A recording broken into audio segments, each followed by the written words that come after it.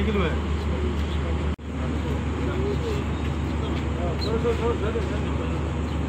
Zero है ना, zero है।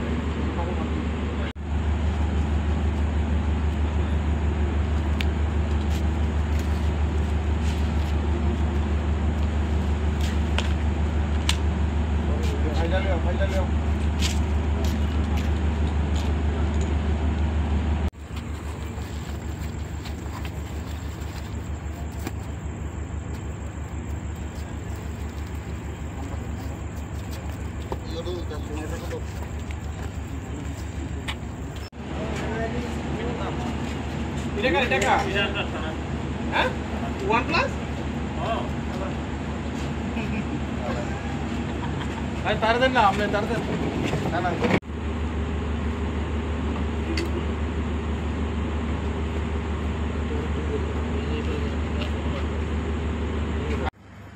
आज সন্ধ্যাবেলায় আমাদের আগরতলা জিআরপিএস থানার সাব ইন্সপেক্টর পঙ্কজ কুমার দাস এবং অন্যান্য অফিসার স্টাফ এবং আমাদের পার্শ্ববর্তী আরপিএফের স্টাফ ডগ স্কোয়াড মিলে আগরতলা রেল স্টেশনে যে আমাদের রুটিন চেকআপে বেরোয় এবং চেকআপে বেরোয় আগরতলার প্ল্যাটফর্ম নাম্বার 1-এ দুজন সন্দেহজনক লোককে আটক করে একটি ট্রলি এবং একটি পিট্টু ব্যাগ সহকারে। তাদের নাম যথাক্রমে অমিত, বাবার নাম শ্রী রাকেশ কুমার, ওর বাড়ি উত্তরপ্রদেশ, আরেকজন নীতিশ কুমার, বাবার নাম শ্রী বল্লম রায়, ওর বাড়ি বিহার।